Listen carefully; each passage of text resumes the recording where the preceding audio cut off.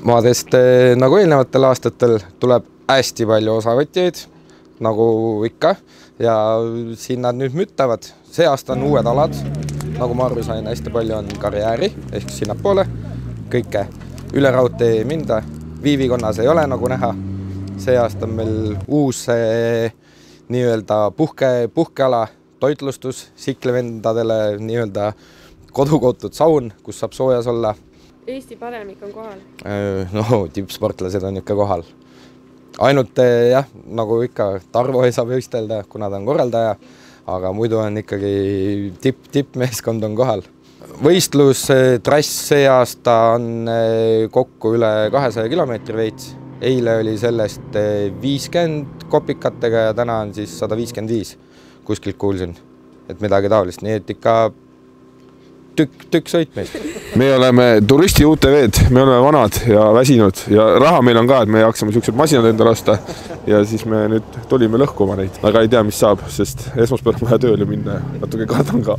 Millised ootused on? Võidu peal ikka väljas, masinad puruks, ennast puruks ja võib-olla ka kakleme ka õhtu omavahel. No kui läheb jamaks siin punktide jagamisega, aga ma olen suht kindel, et me võidame ikka, sest no pole palju neid, sõidumehi pole ja võidumehi on veel vähem. Kuidas see rada täna on? Ei tea, pole näinud veel. Loodame, et jah, põhjagaas. Ei hakka vist 4 vedugi sisse panema. Esimesed liidrid, nagu ma aru saan? Ma ei tea. Ei tea, oleneb, kui kõik punktid olemas on. No aga kuidas teil seni on läinud? Algus oli vaikselt, siis hakkasime hoogu koguma. Lõpus siin vist konkurendid tegid mingi küllalt piisavalt suure vea ja siin me oleme. Kuidas rada on, kuidas kommenteerib? Rada on mõnus. Päike paistab täpselt, vahepeal ei näe mitte midagi. Kui vastu sõidad metsasihi peal või kuskil, 0, sa ei näe puid käis vastu. Sein on ees lihtsalt, siis võtad korva maas. Ahah, siit võib minna. Kuidas ilmaga rahul oled? No, ilm on iseenesest hea ikkagi. Jah, selles külv jahe on, et klaas läheb jäässe pidevalt. See on jama, jah. Kui see soppa virtsib, siis see on kohe hetkega jääs. All seal põhjas sõites, ees keegi on, siuke kivirahe tuleb üle auto, et väga lähedal ei sohi. Jaa, Ardo jälle tegi ära. Ardo siin skeemid. Kui suured kiirused on täna olnud siis? No ikka üle 100 kipub minema vahepeal. Et tee lubab, kui päike selle tagant on, siis saab minna. Või külje pealt. Milline rada teile rohkem meeldib, kas üles alla või mudane? Need metsavahe lõigud on kuidagi mõnusad siuksed. Et see, kui on see suure välja peal see trampimine, see on halb. Aga kui on niisugune mõnus ikka rada, siis on hea.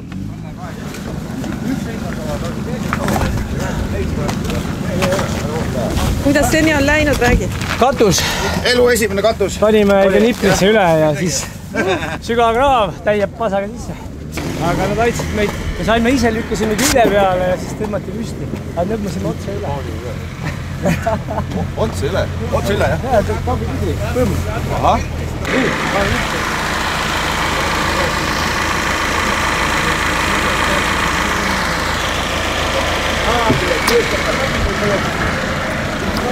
Kas oli esimest korda üle katusel? Oi, ma teen iga võistlus natukene.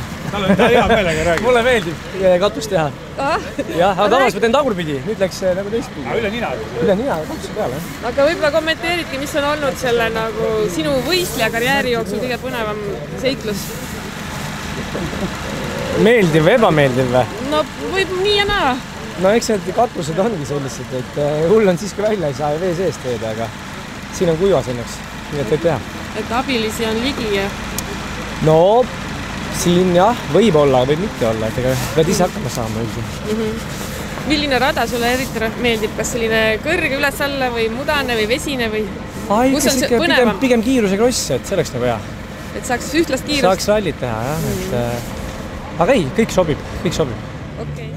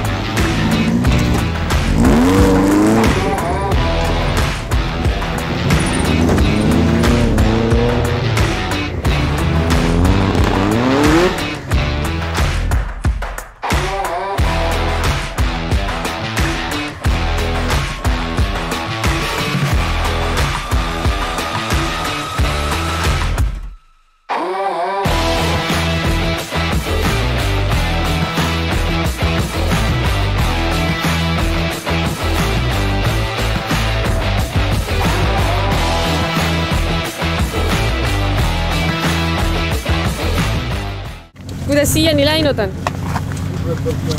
Siiani läheb väga hästi. Rada on põnev, laskumised, tõusud, väga põnev. Mis on teistmoodi kui varasemalt? On midagi juhtunud põnevat ka? Suur eskavaator oli see, sammu vana eskavaator. See oli põnev vaadata. Millised on ootused veel ülejäänud võistluseks? No tehnika kestaks ja lõpuni jõuaks ilusti. Ega muud ei olegi. Kui keeruline elu on kaardilugejal? Üsna. On raske kaart, jah? Ei, kiirused on suured, auto hüppab nii palju, et raske on näha midagi. Kui palju sõltub üldse kaardilugejast? Palju. Kui 30 meetrisest ringist mööda sõidad, saad 5 minutit trahvi. See on siin väga palju. Kus see bensukanister on? Teab keegi? Nii. Hakkab õli peal välja. Kui palju läheb võistluse jooksul kütust? Kõik läheb ära. Kus vajutada? Kõik võtab ära lõpuks. Kui palju läheb siis kütust üldse selle võistluse peale? Kuskil 13 liitrit tunnis. Kilometraaži kohta ei oska öelda, see oleneb täiesti, kui raske on autol vedu. Et vastavalt sellele võtab ka kütust, kui on lihtsam vedu, kilomeetrid tulevad lihtsamalt ja vedu on kergem. Ja kui vedu on raskem, siis võtab ka kütust rohkem. Ühesõnaga, tankida tuleb üsna tihti, nagu ma arvan. Tankida tuleb iga pausi ajal tuleb ikka tankida. Kas sina olid see mees, kes ainult välismaal muidu võistleb või? Kaugel sa siis sõitmas käid? Käisime üle-eelmine nädal alles Rumeenias. Kuidas läks? Ära võitsin. Võitsid ära? Läks hästi? Ei ole, kõigil Eestis läks hästi. Hall teeb. 3 Eesti tiimi olid poodiumile, ülejäänud kõik kuskil kaugemale. Väga hea. Me läksimegi tegelikult, see oli nagu Eesti maavõistlus lihtsalt Rumeenias, et me läksime sinna proovima, kuidas me omavahel hakkama saame. Et siin ei ole nii häid võimalusi, läheme proovime seal vaata. Me oleme enne kogenud eestlastega välismaal võidu tegemas, kui Eestis välja ei tule. Okay. Märtsis käisime Aafrikas näiteks, siis see peakorraldaja, kes siin praegu on, see võitis. Siis oli ainult 2 Eesti tiimi, et proovisime nendega omavahel. Või meie omavahel siis nii-öelda. Üks esimene, üks teine. No vaata siis nüüd järgmine kord läks teistpidi. Vahepeal oli Poola ka veel tegelikult suvel.